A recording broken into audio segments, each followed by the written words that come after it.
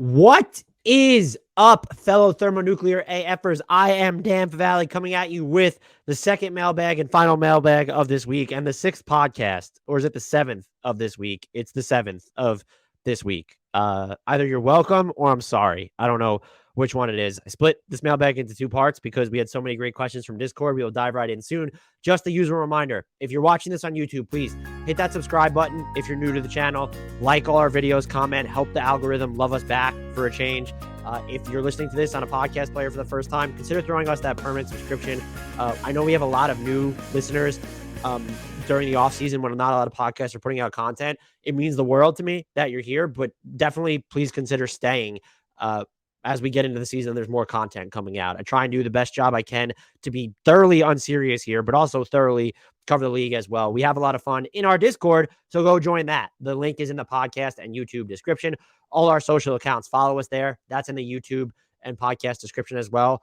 The biggest thing you can do, though, is subscribe on your podcast player, download every episode, subscribe to us on YouTube.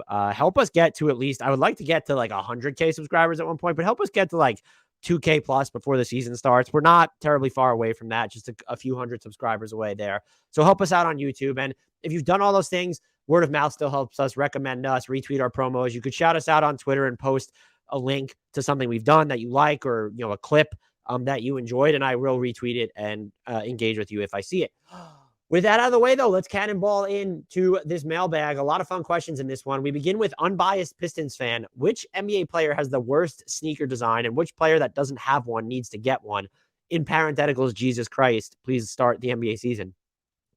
I hate having to pick the worst one, but so I went through them before I did this. And I think Donovan Mitchell, the Adidas DON issue, I didn't like it. It's just like boxy, and some of the colorways were cool, but it feels like they should look sleeker. And it's probably because he doesn't want them to, but I prefer, I don't like the LeBrons. I just wasn't going to pick LeBron. Those just seem like bulky as hell that I don't like. But the Mitchell's sort of skews that way. And it feels like if they were lower cut or a little bit slimmer, I could like them. And there's just like his nickname with Spider. It feels like there's, some of the designs have actually been pretty cool from what I was looking at in the specific colorways, but it feels like the sneaker itself could be so much more creative and just have a better aesthetic when you're looking at the shape of it, and maybe just the heft from afar. I'm not saying it's heavy. I've never held one, but not a fan of it. Which NBA player needs one? Luka just got one. So if anyone is just wondering why he's not the pick here, I think Ja Morant, Anthony Edwards, Tatum, Devin Booker, they all kind of deserve one. It seems like Devin Booker is content to just continue rolling with the Kobe's, and some of the shoes he wears are pretty cool. But either one of those four, I think, are the obvious picks. The one I would like to see, because he might be the most stylish person in the NBA. Let's give Shai Gilgeous-Alexander a signature shoe. Please. What would that look like? Would there be floral print on anything? Would it be mixing bright fluorescent pink with neon orange? I feel like it would be super badass. Let's just give Shai, let's give him his own signature shoe. Maybe even just a lifestyle shoe. It doesn't have to be a basketball shoe, although I'd like to see them wear them on the court.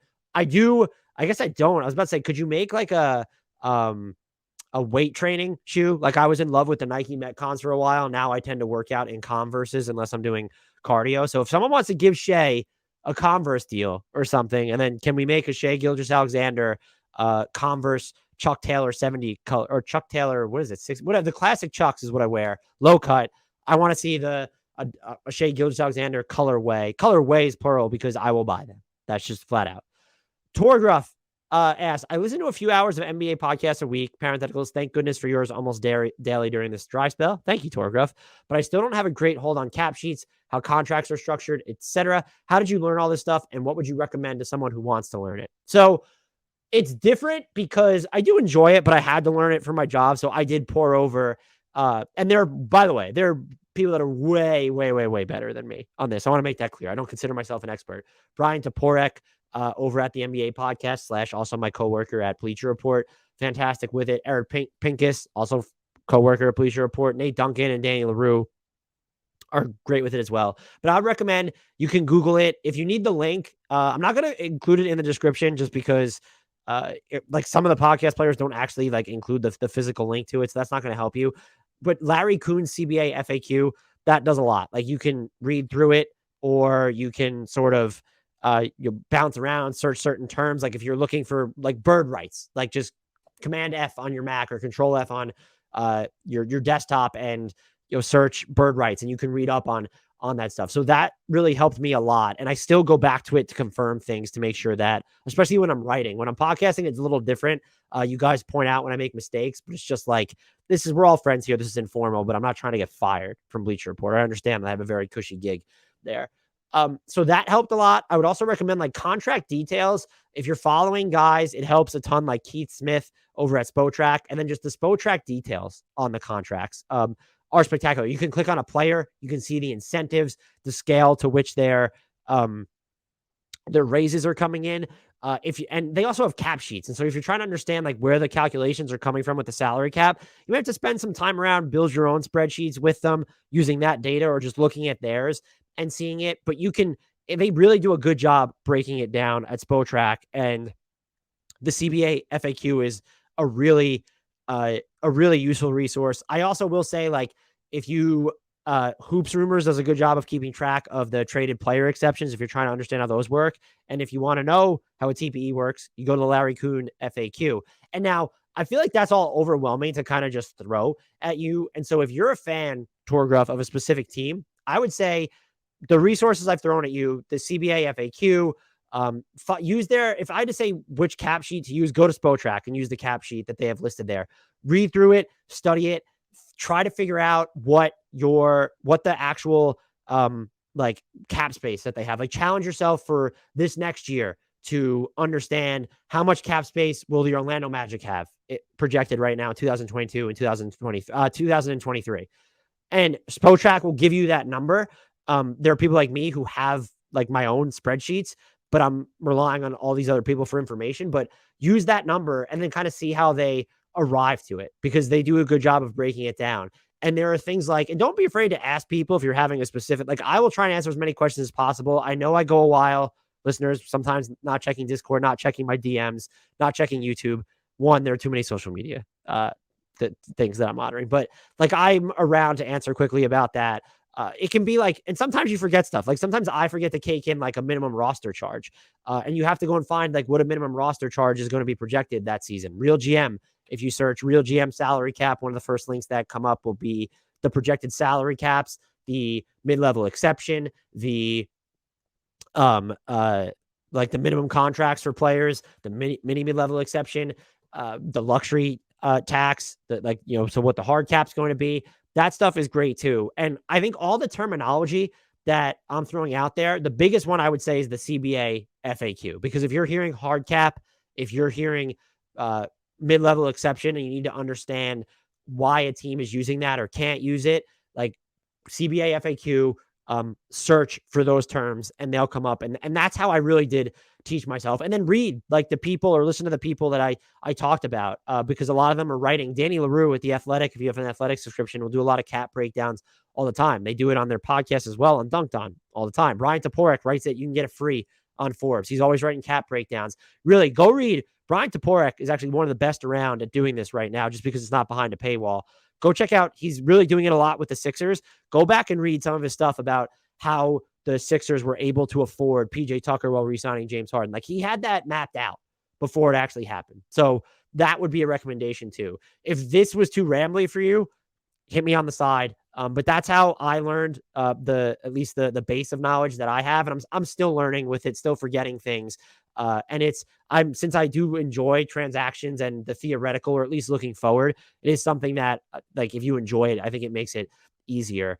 But I can understand by like throwing terminology when I listen to like, some of the things that they say, like Dunker Spot, what a fantastic podcast. Like some of the stuff they throw out there when we're talking about X's and O's, I have to look up or rewind it and try and understand what they were saying. It's like when I'm watching play breakdown from Caitlin Cooper, writing spectacular. Thank God she's such a good writer so I can understand what's happening. But like I have to watch the clips she's showing a lot of the time to see what's happening and understand that. That's how you learn. And sometimes it's just that stuff still makes me shaky, but that's how you go about it, in my humble opinion. I don't know if any of that sounded humble though. So if I came off like an asshat, my apologies. Saint_Dealy Space Jam LeBron is in a new video game brawler with a lot of other Warner Brothers characters. If you were creating an NBA fighting video game, which players would you need on the day one game roster? So I wanted to limit myself. I went with current players. We had some in the Discord. There are people who like named the Malice of the Palace players, and Ron Artest was in there. So I went with current players, and I built what my starting five would be, and I don't give a shit about position. Like, I want to win in this fight. These are the five that I settled on. Giannis, Kyle Lowry, and come on, anyone. I love Kyle Lowry. Even if you don't love Kyle Lowry, the dude is tough, and he will scrap and claw and play dirty if he needs to. PJ Tucker, I don't ever want to fight PJ Tucker. Steven Adams, that might be the toughest guy in the NBA. He's leaned down a bit, but like there was a point where you could do just like pull-ups on his biceps. And then there's Zion Williamson.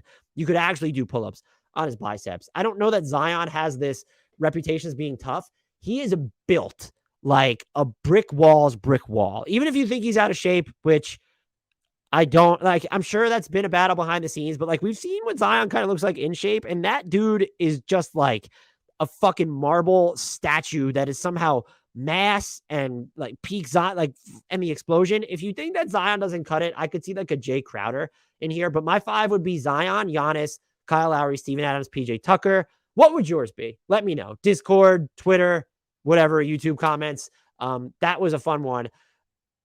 And I'm really liking my non-negotiable inclusions. I think Giannis, Steven Adams, and PJ Tucker is like, you might be able to talk me into some others other than Zion or Kyle Lowry, but like, I'm going to need Zion, Steven Adams, and PJ Tucker in this. And no, I don't want fucking Patrick Beverley on my team. No, thank you in this. Thibault, Defensive Player of the Year. Is Harden's status as a former, in parentheticals, superstar hurting Embiid's MVP chances, assuming this season he can adequately replicate his success in Brooklyn? He then said, I'm very interested to see what you have to say about this, given what you said on the last podcast when you gave out the Sixers grades. Spoiler alert, I gave them an A, and so did Grant. Here's my thing. If Harden is actually worse, I think it only helps Joel Embiid's MVP chances, because he's going to be viewed as someone who doesn't have to carry Harden, but uplift the roster more than you would expect with another star. And I do think there's the issue of cannibalization when we get here, where it's just like, it's harder for, when Golden State right now, it's not harder for Steph to be in the MVP discussion because he's no longer playing with Kevin Durant. Luka's on his own. But like, if you're Kevin Durant and Kyrie Irving playing a full season together, if you're Kawhi Leonard and Paul George, LeBron James and Anthony Davis, separating yourself gets harder. Giannis is different because the two stars below him are just not on the same plane. And so when you're dealing with stars that are equals, or at least like, let's just say two top 20 players, which I think at some point, Drew Holiday and Chris Middleton, I don't know if it was at the same time. I probably might have both had them in that area, but they're not consensus. When you're talking about Paul George and Kawhi, Kyrie and KD, like at their peaks, they're all consensus top 20, LeBron, AD, consensus top 10. Although I don't know if AD is a top 10 player anymore. Talk about some tough questions to ask. But do I think like the fact that Harden, I still think is going to be really good, and just looking at some of the moments of bursts he had, I know it wasn't constant in Philly. Let's give the dude an offseason where he's not changing teams, where he's actually happy with his situation. He's with Daryl Morey again, has PJ Tucker, Daniel House there. He seems to like playing with Joel Embiid. His workload is just, it's arguably lighter than it's ever been now too, because you have Embiid. And like, you went from Houston where, yeah, like Chris Paul, I think was most helpful to him, and he adapted his game a lot for Russ, but then you go to, like, you were still the guy, and you still had this absurdly high usage rate, and were tasked with doing so much. And we know that Chris Paul, was injured at the 2018 playoff run, I think it was, like, or just had like the hamstring stuff going around for them. And then Russ was just imperfect for a huge part of the season. They had to change the makeup of their roster. You go to Brooklyn, where like injuries plague you during that 3/4 season, whatever you're there. You yourself, but then just also Kyrie and KD as well, you're banged up. This past season, Kyrie's not available. Kevin Durant gets banged up. You seem like you were visibly banged up / you quit on the team. So now let's put you in Philly.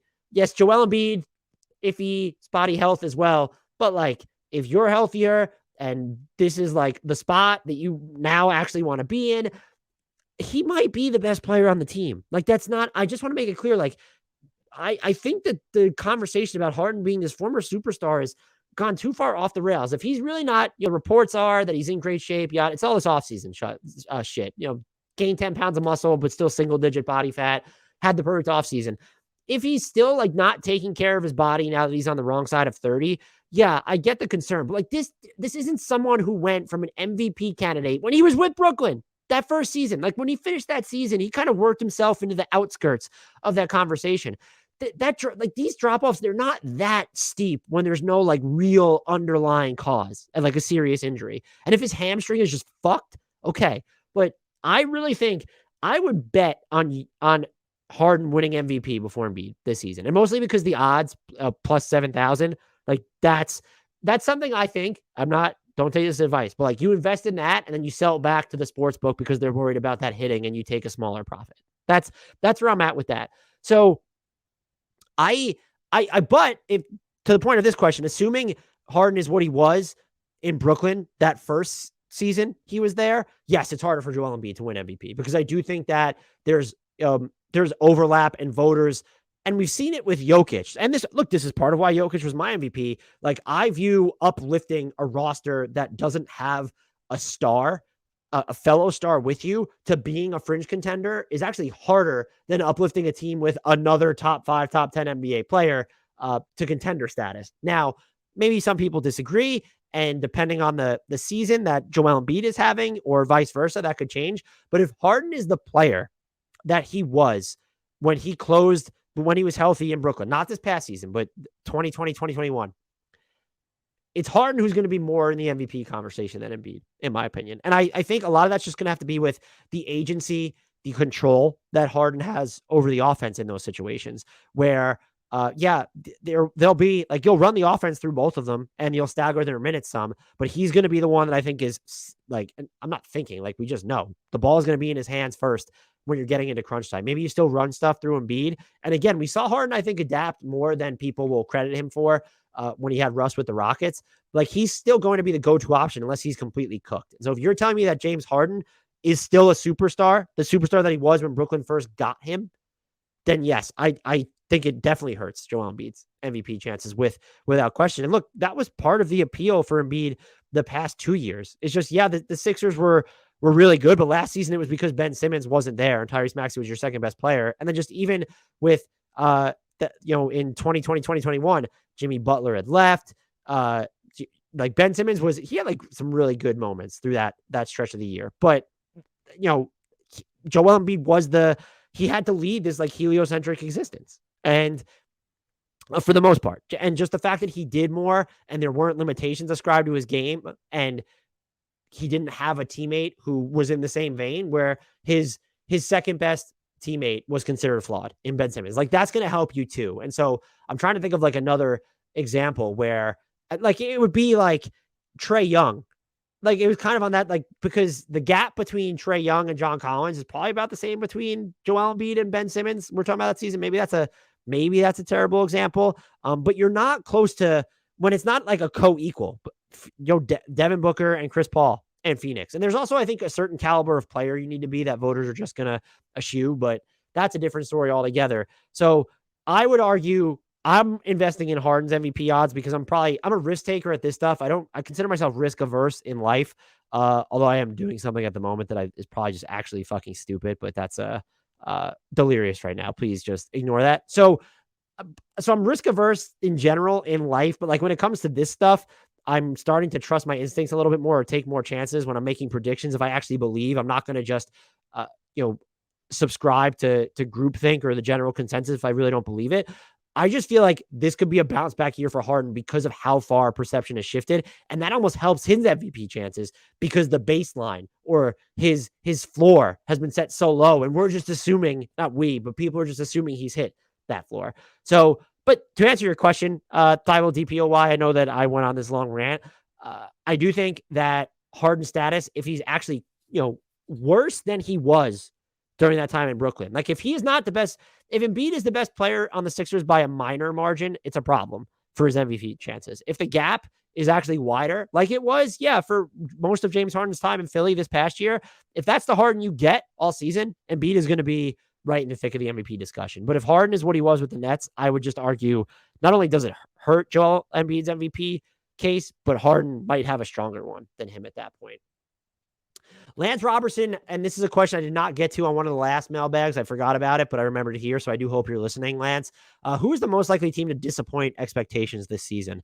I think my initial inclination was to go with Dallas or Chicago, but I don't know that expectations are high enough for that. I do still kind of lean towards Dallas because they have Luka, and teams are just going to, people will tend to think, oh, top 5, 7 player, whatever he is, like they'll navigate out of it. They just, they got to the conference finals, and, Jalen Brunson isn't a superstar, so whatever. Fair. So I'll throw them in there if the expectations are still that high, but I do think that the consensus is still sort of low on them. I think it's going to be the Grizzlies. Just I don't want to call them the Hawks, that team that made it to the conference finals and then fell off a cliff this past year. I think they're better, more sustainable than that, but you just had the second best record in the league.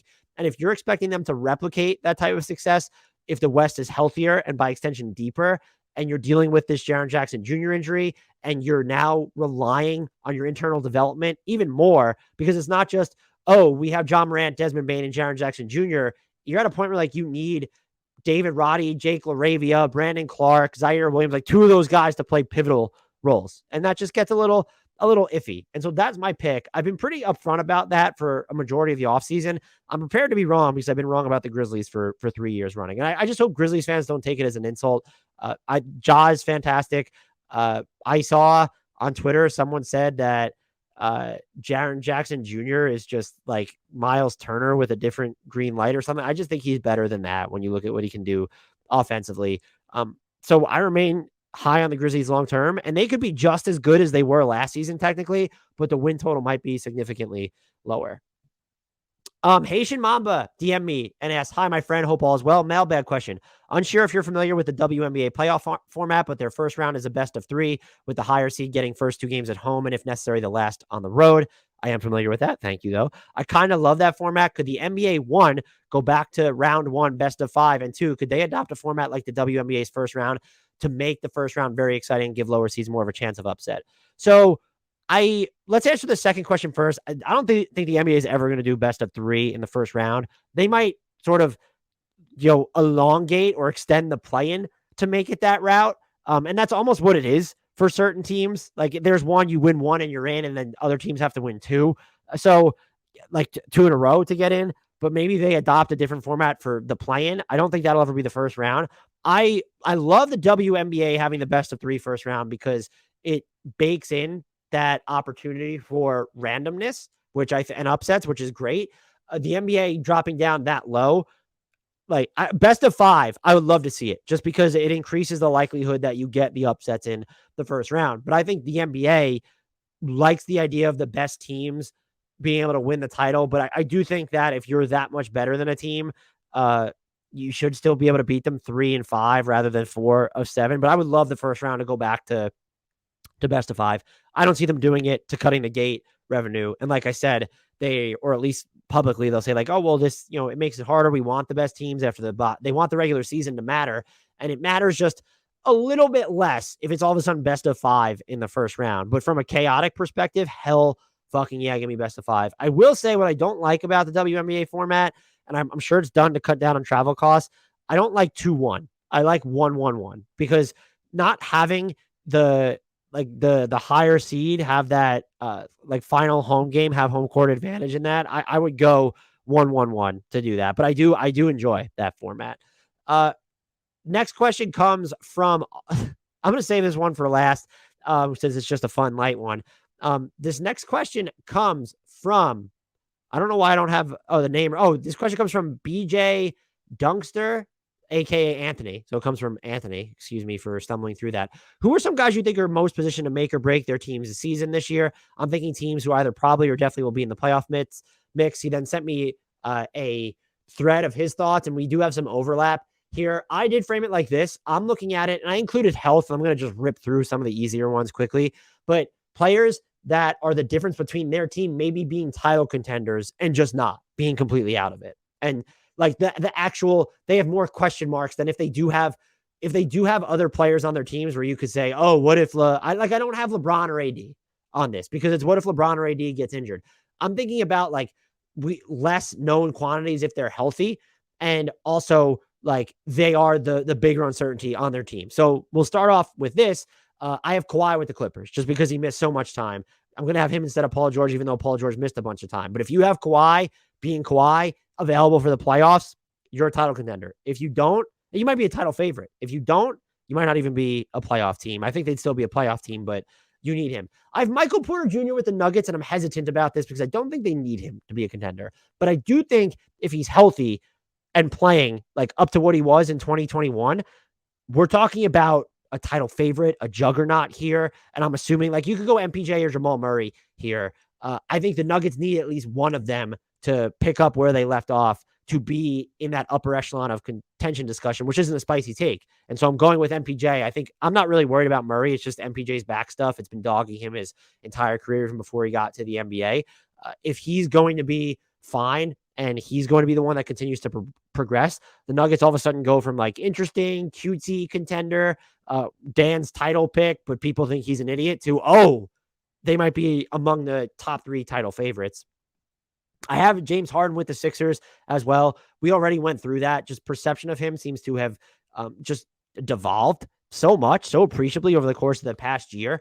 If he is James Harden like he was in that first season in Brooklyn, what he was for most of that time in that season in Brooklyn, like the Sixers need to be put in tier 1 of contenders in the East. Like we have Boston and Milwaukee and then everyone else, I think rightfully so right now.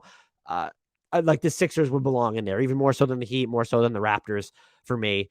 I have Ben Simmons with the Nets at this point because if they're going to keep Kyrie and KD, and that's like, I don't want to pick anyone for the Nets, and you could say KD's health, but Ben Simmons, if he's healthy, he just brings a whole new dimension to their defense, and they have enough shooting to make that roster interesting, even if I don't love the idea of Simmons on offense there, because if you're putting the ball in his hands, you're taking it out of KD or Kyrie's, which they're capable of working through, but that's not something you want to do too heavy-handedly. You need Ben Simmons to do more off the ball. I would say most likely as a screener, which we just haven't seen too much of in his career. So there's that element to that, but just if he's healthy, that team could be like their outcome is winning a title, but it could also be playing. They're more likely to be in that upper echelon of team, though, if his back is holding up. And then these last two are the most interesting to me. I have Zion with the Pelicans, which I guess is kind of duh. And the Pelicans might make the playoffs if he's not good, if he doesn't make progress, if he's not healthy. Zion was an all-NBA caliber player last time he was healthy in 2021. If he's getting better because he's still so young, maybe craftier with the ball in his hands, maybe he's hitting some set threes this year, maybe his off-ball attention on defense, like the detail is just so much better. Like the Pelicans are, the way we're talking about the Timberwolves, you better start talking about the Pelicans there as well too. And then Anthony Edwards with the Timberwolves, just I think the key to that team, because I do believe we know what Karl-Anthony Towns is going to be on offense no matter what. We know what Rudy Gobert is going to be on offense and defense no matter what. And we sort of know what Anthony Edwards is or can be.